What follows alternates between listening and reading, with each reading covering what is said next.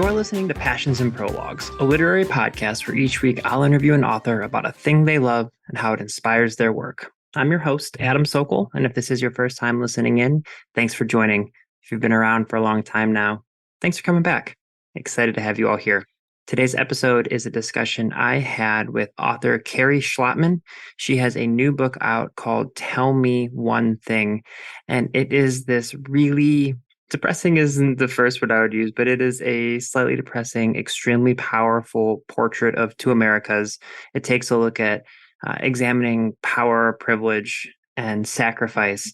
And it all came about because of one singular photograph that Kerri saw and was just struck by. And the thing that we talk about today is Kerri's lifelong interest in photojournalism. And that obviously, as you'll hear in the discussion, is the impetus for her book. But what I really found fascinating about this discussion and a few discussions that are coming up throughout the month of December is this notion that if you want to be a writer, stories can come from anywhere. Kerri spends a lot of time looking into photojournalism and looking at artwork and all sorts of different things that have to do with specific photos, but she doesn't do it just to want to write books. However, she saw one photo that we talk a lot about in the beginning of this discussion, and what it ended up being was the kind of impetus for her to write her book, Tell Me One Thing. So very, very interesting stuff. I think you'll really, really enjoy it. I do have, as always, a book recommendation for you. And the book that I want to bring up is Between Two Kingdoms, a memoir of a life interrupted by Suleika Jaouad. This is a book that I bring up because while not a photojournalist herself, Suleika is, a journalist of sorts, but she's extremely, extremely talented as an artist. Suleika was getting ready to graduate from college and kind of go out into the real world when she got really, really sick and found out that she had a extremely, extremely rare form of cancer that was, kind of eating away at her body. She got better. She was able to create this book, Between Two Kingdoms. But the reason I bring it up in terms of photojournalism is Suleika did a really powerful job of photographing herself and having photographs of herself put up on Instagram and social media throughout her struggle. And so it's a really powerful way to understand what people go through when they're going through chemotherapy. And the reason I wanted to bring this up again is because Suleika is once again battling cancer, which is horrible to hear about, but I want to make you aware of her story, Between Two Kingdoms, in the hopes that you'll go and learn a little bit more about the amazing things that Suleika Jaouad is doing. So really powerful stuff, just like the book Tell Me One Thing by Kerri Schlottman is, and I think you're going to enjoy both. Before I get to the conversation, as always, you can email me at passionsandprologues@gmail.com, or you can find me at Passions and Prologues on Instagram or TikTok. If you email me any of your screenshotted reviews or ratings of this particular podcast, I will give you some customized book recommendations. And as always, I am giving away a bookshop.org gift card once a month to anyone who emails me their passions. I'll pick one at random. So I really love hearing those from you guys. Okay, that is all the housekeeping. I am really excited for you to get to this conversation with Kerri Schlottman, author of Tell Me One Thing, on Passions and Prologues.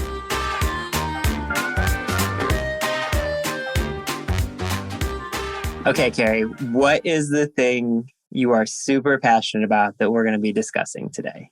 We are going to be discussing photojournalism or documentary photography, which I'm super passionate about and very excited to talk to you about. And this is my first time actually getting to talk about this in relation to my writing. So I'm thrilled that you invited me. Thank you. Yeah, absolutely. And for people who will continue listening, you'll hear about Kerri's book in a little bit and a very specific photo that we'll talk about. But first, how did you get into photojournalism? Like what, do you remember your first experience with it, or when you started being fascinated in this really interesting space?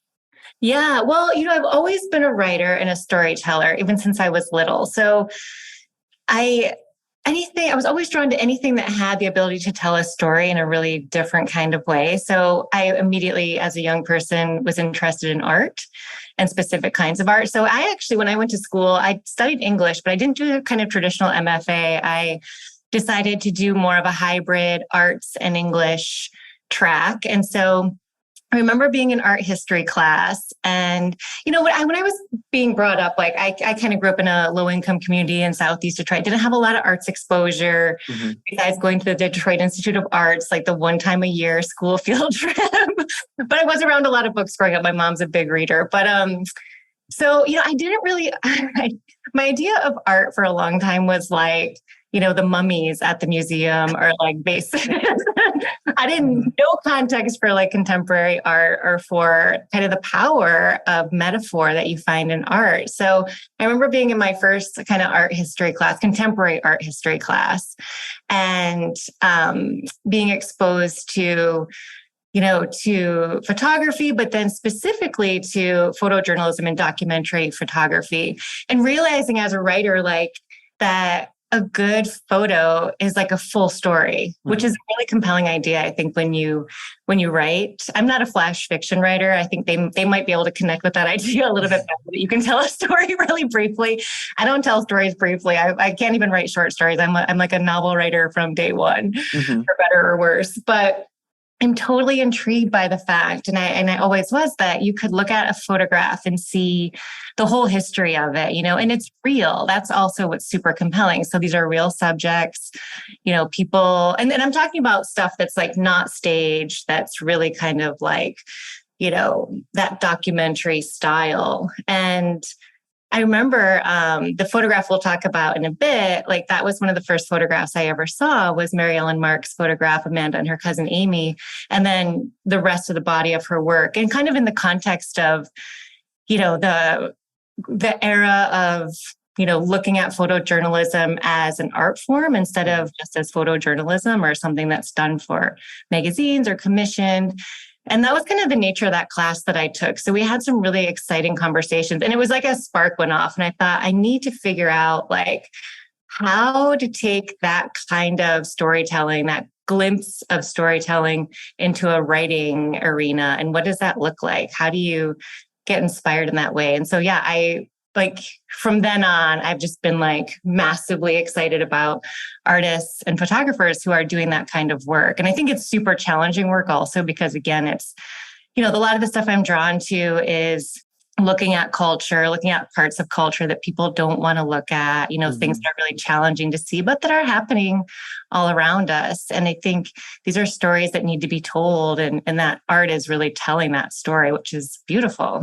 Yeah. I mean, it's like cliche, but like there's a reason people say a picture's worth 1,000 words, because it's like that is so true. Like I just think back, while you were talking, I found myself thinking about history books that I saw when I was in high school, where you would see like, and I'm probably getting the places wrong, but like the naked little girl running in Vietnam, like away from a fire, and like Tiananmen Square, like the man standing in front of the tank. And even like when I was in high school, 9/11 happened, like that photo of the person like died, but basically jumping out of the burning building upside down. Like they do really, like it's not even 1,000 words. Like I think you see an image like that, and there's tens of thousands of words you could create and craft from an image like that. And to me, I guess I'm just like realizing it now as you're talking about, like, I love photography, but I love photography in a way where I'm like, I want to take an interesting angled photo of my dog's nose. Like that's not exactly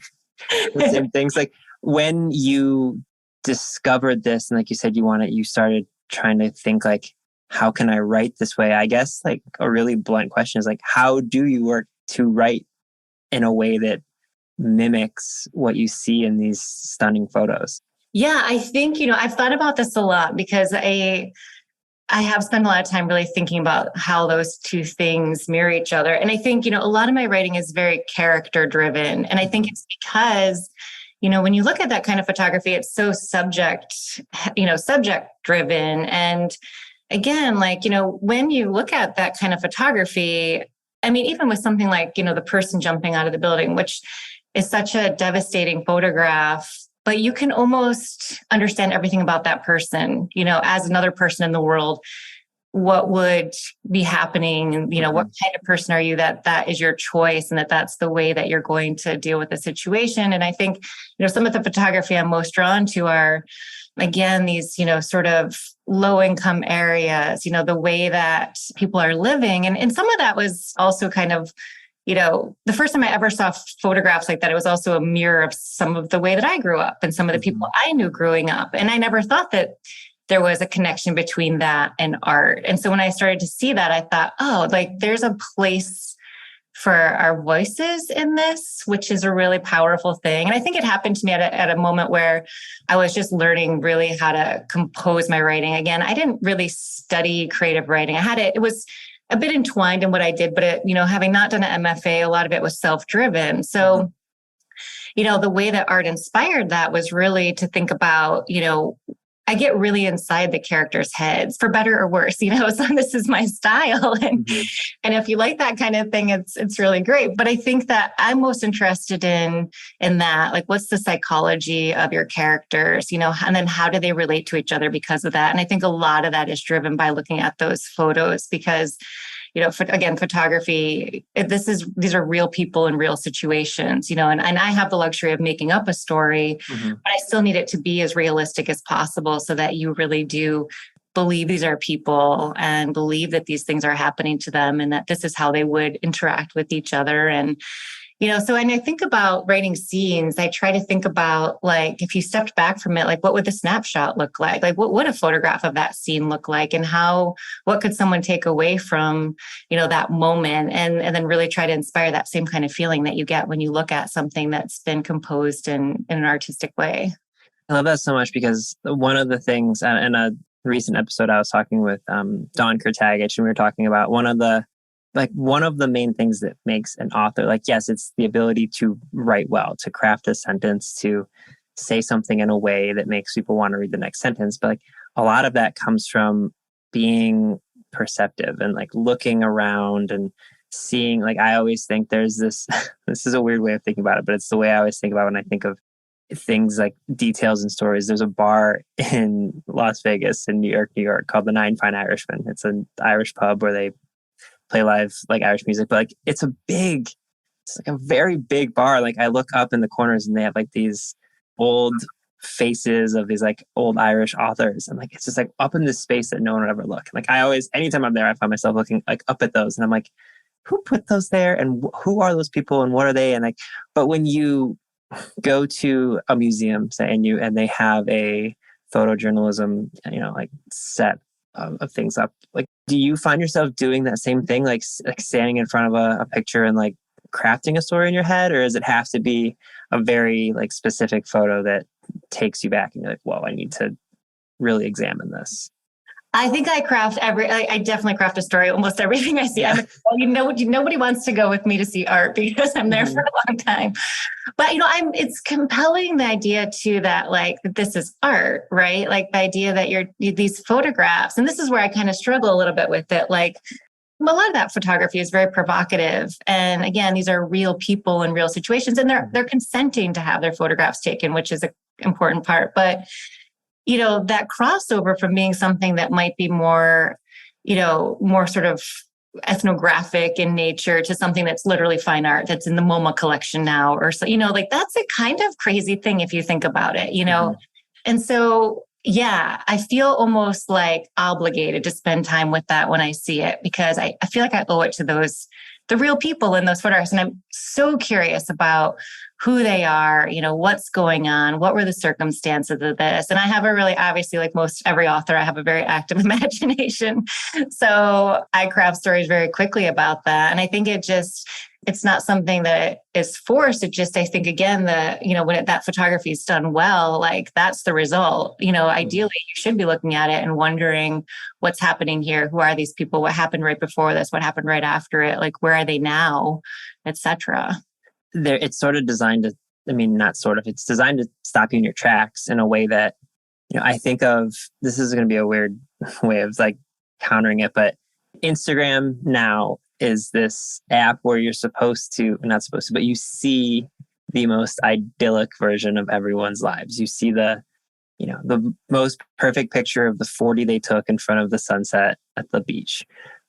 Photojournalism to me is like that stuff. Like when I'm on Instagram, like I'm scrolling until I see something like actually interesting, because all of those things just look the same to me. Whereas like photojournalism, like I'm trying to think of the account. I think it's on Twitter, like People of New York, or like the Lives of New York. Humans of New York. Humans of New York. Yeah. Like stuff like that. Like every time I would see a photo, I would stop.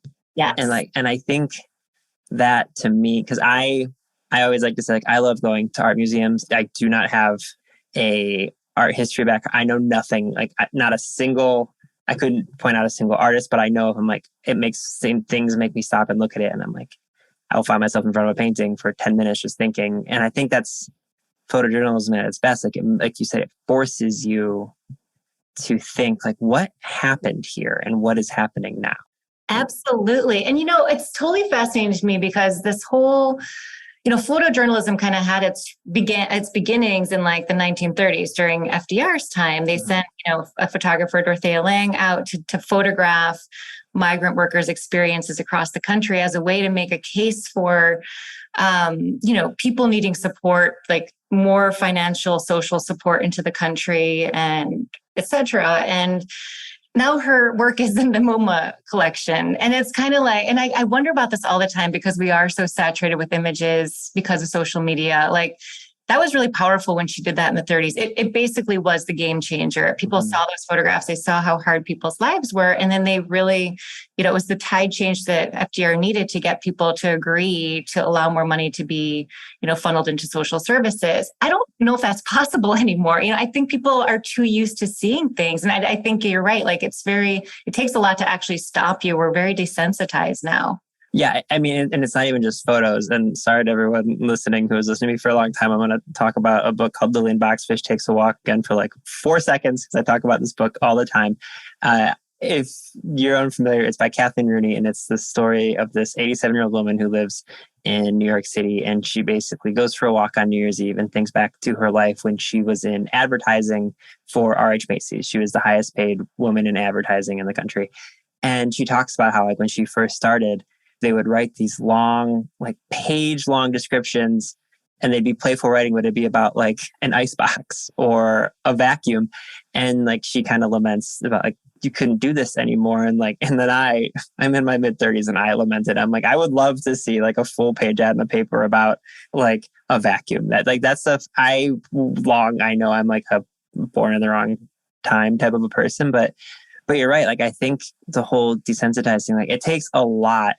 Like I think of George Floyd, like that wasn't even a photo. That had to be a video. That had to be a 9-minute video for people to realize what's going on. Like, because I want to get to the actual photo we're going to talk about in a second here. But like, do you think there's any type of a photo anymore that could, I guess, shock people into action like that? Or do you think it has to be like a video, like a live streaming thing? I really think it has to be video or live streaming thing. Because I do think, also because I think there's this weird skepticism about photographs now, because anybody can take them. It's so easy to do and you can manipulate them, that kind of time where, you could always manipulate them in the past too through, different kinds of ways of working in the darkroom, but it's so different now. The fact that anybody can take a photograph with their cell phone and edit somebody out of it, put somebody else in, I think there's just a weird, there's a weird relationship now that people have to that I feel very unsettled by. And I do talk about that in a little bit roundabout way in my book. But I think that even videos, I worry sometimes isn't enough. And I hate to ever say that people need something to happen personally to them, because nobody should have to deal with any kind of trauma, personal or otherwise, or witness it firsthand. But it's almost as if like, again, we're so used to that kind of imagery that until something does happen personally to someone, then, it's really hard for them to really understand that this is the severity of these kinds of things that are happening. And that's kind of like, that's a sad commentary on where we're at as a society. Yeah. Not to get too like doom and gloom. You said it in a much more eloquent way. I was going to say it sucks. We'll be back with more Passions and Prologues after this break.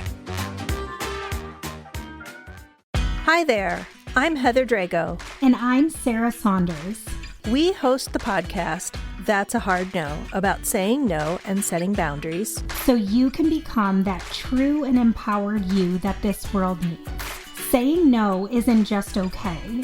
It's the key to living an authentic, fulfilling life. I'm a licensed professional clinical counselor, so while this podcast is in no way a replacement for one-on-one therapy, I suppose I know what I'm talking about. I'd say so. We talk about learning to say no and set healthy boundaries and how it impacts mental health, physical health, relationships, parenthood, and more. Subscribe wherever you get your podcasts and visit our website, hardnopodcast.com. We're here to help you find your no and say it unapologetically. That's a hard no.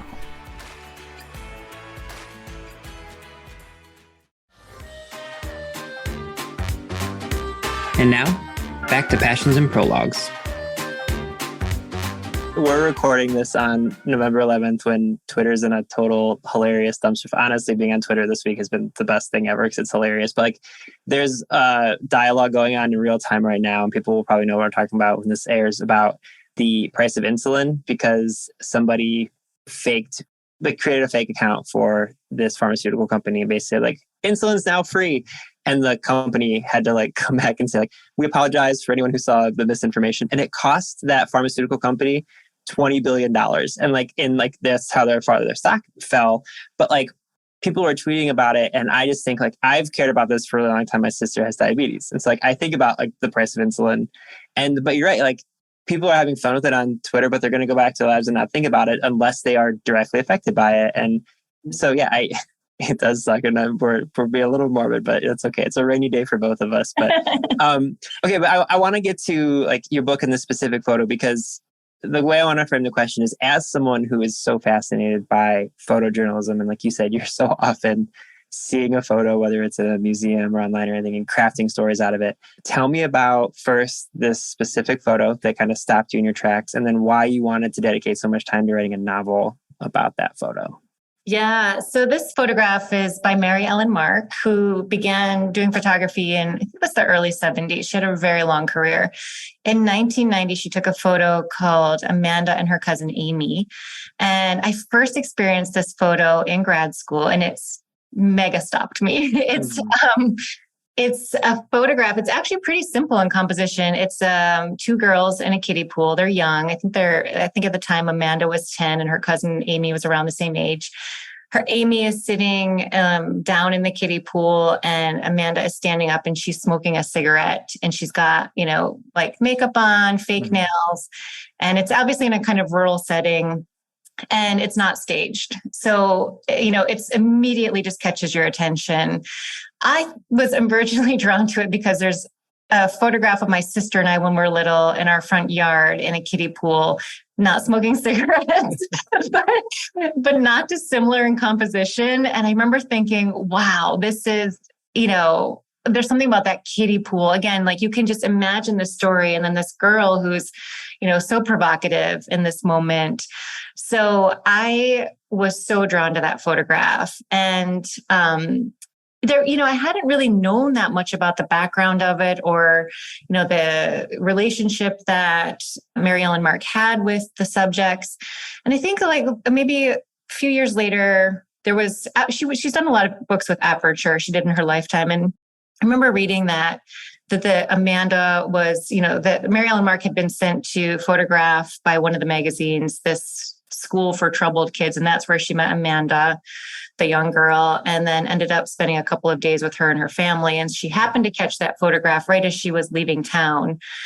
She went to say goodbye to Amanda and found her like that and took that photo. So, that was really compelling to me. And then, a few years later, and it's always been in my head, and I always talked about that photograph. And then a couple years later, this was, I think, 2015, Mary Ellen Mark passed away, and NPR did a news segment on that photograph on the occasion of her passing away. Mm-hmm. And they actually went and found Amanda, who at that point was in her late 30s, and they interviewed her. So I was in the car. My husband and I were about to take a road trip.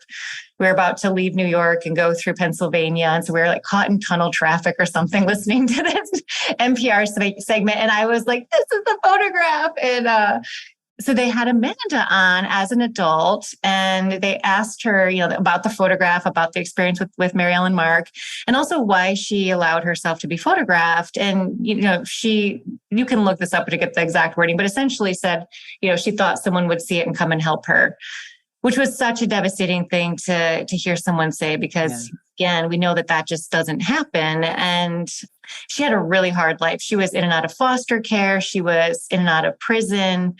She was still having a hard life in her I think she was 38, 39 at the time that they talked to her. And it just really kind of shook me, because I thought that is really devastating that she really thought that something would come of that. And then we happened to, be driving through rural. So that photograph was in rural North Carolina, but we happened to be driving through rural Pennsylvania and stopped for gas in a very small town. And immediately I thought, this is the setting for something like that to have taken place. And so the story that I crafted began to take shape in that moment. And a few years later, I have my book. Yeah. So I was just going to say that I know that feeling that you talk about. So I'm currently querying a novel, and for almost a decade now, I've been interviewing authors, and I would always, a personal question I would ask them, for me, not for the audience, was where, not I hate the what inspires you question, but it was more so just whatever specific book we're talking about, I'd be so what was the kernel of an idea that you started with? Because that was always my issue. I would always start writing something, I'd be this isn't it. And then that happened for me. I woke up one morning, I just had a clear as day picture in my mind of a scene that was the opening scene. I was I don't know what comes next, but I'm going to go from there. And so hearing you talk about this photo, it sounds instantly you knew, not only seeing the photo, but then hearing the story behind it, that you had that, not even kernel, I would say a whole, a bag of popcorn worth of ideas here. But so tell our audience a little bit about the book, and then how, I'm curious, how closely you wanted to have the story be to real life, and how you kind of decided where to pull and push those aspects of the story. Yeah. So I should also say I've spent most of my career working with artists. So that's been my primary job, in addition to writing books. But so I've had a lot of exposure to artists directly. And I always knew also that I wanted to write, there's actually a lot of artists in the things that I write, but I wanted to write something about the 1980s New York art scene, because I'm super inspired by that too. It was just such a wild, free time. So I think that we, when that all kind of came together. So as far as, how closely setting, I definitely didn't want to have a kind of based on story. I wanted it to be a very different story, but it felt very much like the most important thing was that the little girl's voice got heard too. Because that's something, until all these years later, it was Amanda's almost 40 at that point, to finally have her side of this story of being in this photograph told was kind of that moment where I thought, the subject voice was just so missing in it. So I knew my story at that point. I wanted to be able to tell parallel stories.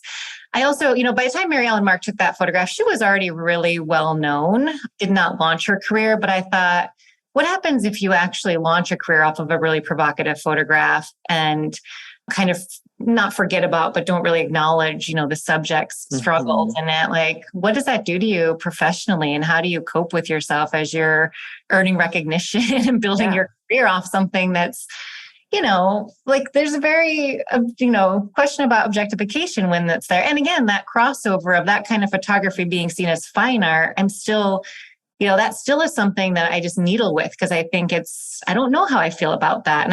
And so a lot of times when I write, I'm also trying to figure out how I feel about things. So all those kinds of pieces came together. So my story is about a much younger photographer who's on a road trip with a friend and passing by this area, does meet this little girl. This is set in rural Pennsylvania.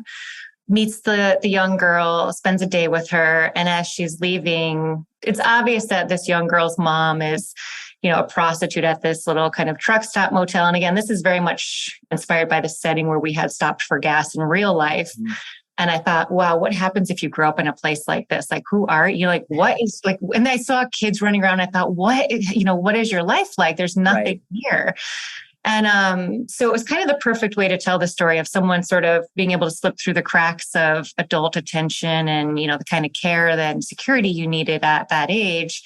And then, this photographer kind of comes along and catches this photograph of a young girl, and she's sitting on the lap of one of the truckers outside of a motel. And so there's this allusion to what's actually going on in the motel when the truckers come into town. And, she's raised by this single mom who's having a lot of issues and who has kind of a problematic boyfriend. And so there's a lot of, kind of, again, inspired by a lot of the troubles that Amanda herself went through, but in a very different setting. And then the young photographer, who comes back to New York City and who's trying to get the gallery, trying to do all the things you have to do when you're just out of school and you're really hustling, which allowed me to tell a very interesting story, I think, about the New York art scene at the time too, and how that photograph really becomes what launches her career. And in the meantime, this kind of parallel story of what's happening with the young girl. And, it goes through both of their lifespans. I mean, till adulthood for the young girl, and kind of this tension of what will end up happening. And eventually the author has a retrospective at a museum in New York, and that becomes a big deal in the news. And this is how the girl, who's now a woman, finds out that this photograph of herself has been, has had this whole life that she didn't even know about, which is, what happened with Amanda in real life too. She had no idea that photograph had so much life after it was taken of her. So that's the story in a nutshell. And it digs into a lot of ideas about, privilege, about sacrifices on both sides, like what people are willing to do to try to succeed. It looks very different for both of those characters based on, their circumstances and what their needs are. And then also, the challenges. I mean, even though the artist, has a different and in some ways, easier life, she's not without her own challenges. And, the 80s in New York and through the 90s, et cetera, was a really challenging time. And artists really struggled. And then there was kind of an emergence of the art market that changed the nature of a lot of things. So there's a lot of things compacted into the story, and it kind of, revolves around these two characters, but does kind of skip through time a bit to show you some different eras of these things.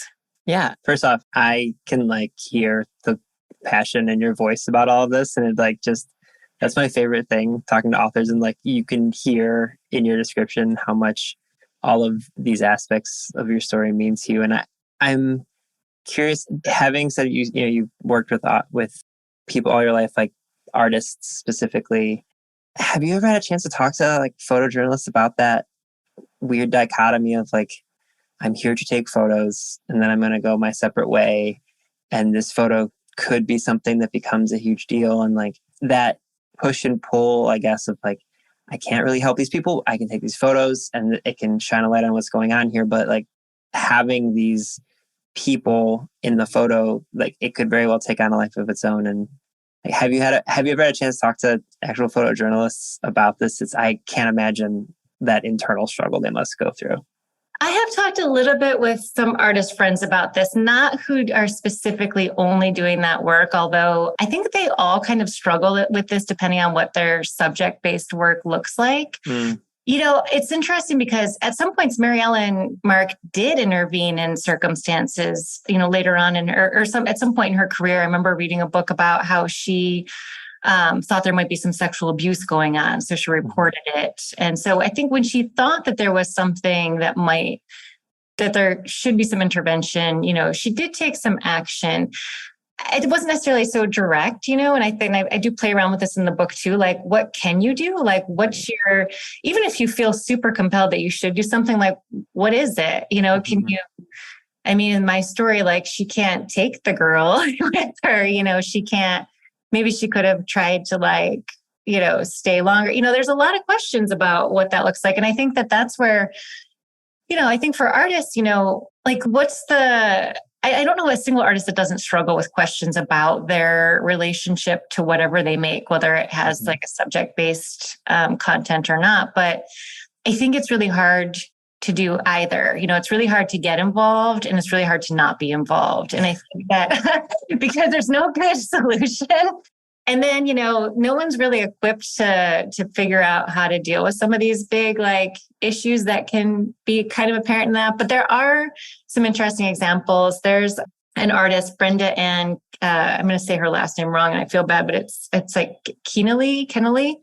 She did a really fascinating project called Upstate Girls. I think she's from Albany, New York, and she stayed in Troy for a long time and photographed people in that era or in that area after like it just had become like disenfranchised, basically. Like all the business had moved out and people were really struggling there. It's such a compelling project.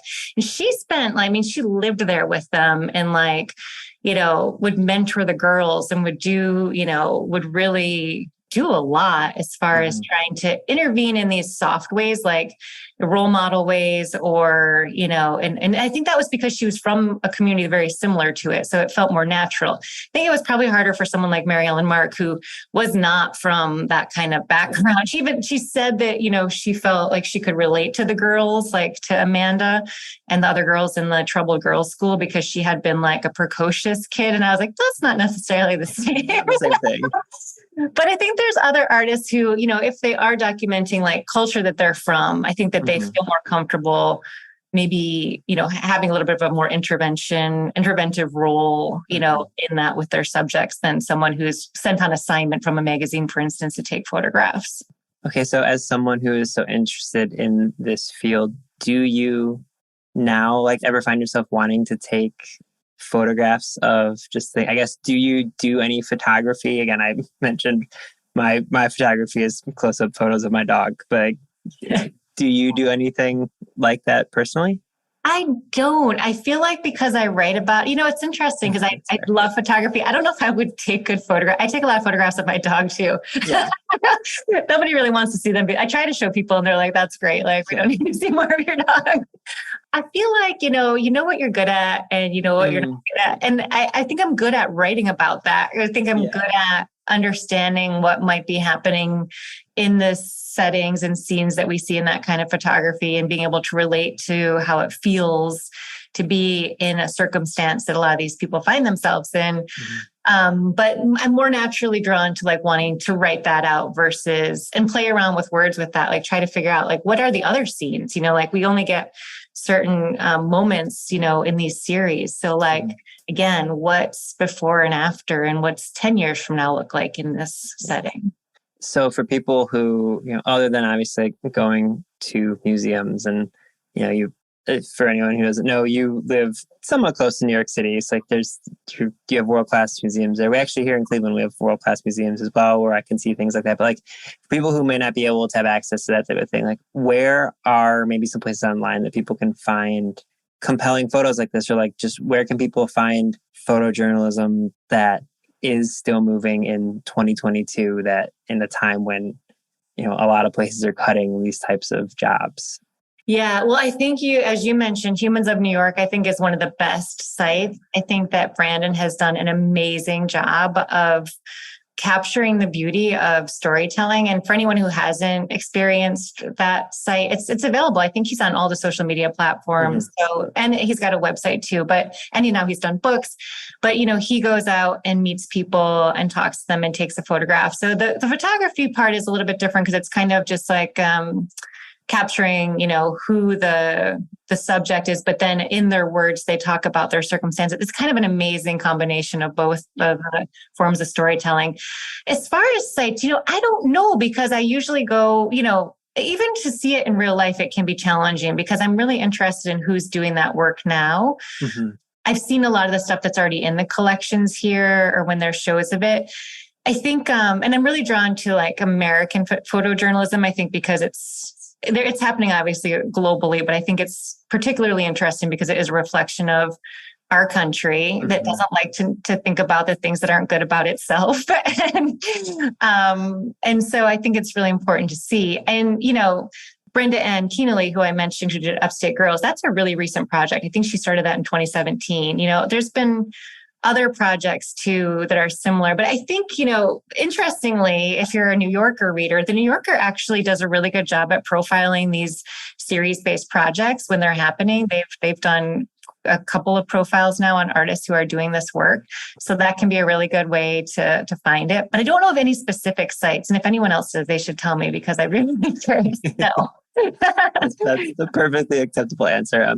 Okay, so last question I always leave authors with is give us a recommendation. It could be a book. It could be, a specific museum you think people should visit. It could be a TV show, a recipe, anything that you just think you really love and more people should know about. It's just something you want to recommend. All right. I like this question. Can I give two things? Absolutely. Yeah. Okay. There's two things. There's a book and then a project. Dana Singer is another photographer who's doing this kind of work. And she has this incredible project that the New Yorker actually featured, I think in 2020. It's very recent. And she's photographing people who are living in motels. Mm-hmm. And it's just an extraordinary series. You can find her online. Her name is Dana Singer.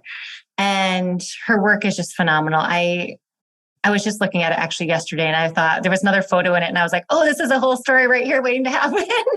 The other thing is I love this book, Abundance by Jakob Guanzon. I don't know if you've read it, but I think it came out during the pandemic, unfortunately, but he published with Grey Wolf and it was his debut. And he writes, and I think maybe because I'm in the Dana Singer phase right now, his story is about a father and a son who are having a very challenging economic time and they're living somewhat homeless and then also living kind of in a motel situation. And I think those two things together right now, I've just been thinking about them a lot the past few weeks. That book, Abundance, is so good. And Jakob tells this story. It's very heartbreaking, but if you love to torture yourself with really challenging stories like I do, it's so good. And he did a very unique thing where every chapter starts with how much money the father has in his pockets. Mm. And, you just keep wanting to root for these characters and that this is really challenging and that, you just want to flip the page to the next chapter and be like, please let it say $1,000. And it's like, $10. Mm-hmm. And so, he's about to devastate you again in another chapter. But I think it's one of the most important books that's been written recently. And in general, I think that all these projects are really important because they are looking at economic, inequality in this country, which is a conversation for some reason that we just keep refusing to have. And I think the one thing that could actually bring everybody together. And I think that's why there's forces greater than us keeping us from having that conversation altogether. Yeah. But that book and that project are phenomenal and I highly, highly, highly recommend them. Those are fantastic recommendations. As people have heard me say in the intro, Tell Me One Thing is available for pre-order now. So please, please, please, if you've been interested in this conversation, go pre-order it. As a person who has spent a long time in the literary world, I can tell you pre-orders are the most important thing you can possibly do for an author. I literally went on mute a few times and pre-ordered it while we were talking. I'm so, so excited. Kerri, thank you so much for joining me today. Thank you so much for having me. This was so great.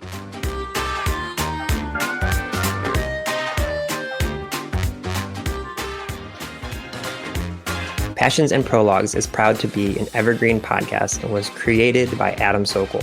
It was produced by Adam Sokol and Sean Rule Hoffman. And if you are interested in this podcast and any other evergreen podcast, you can go to evergreenpodcast.com to discover all the different stories we have to tell.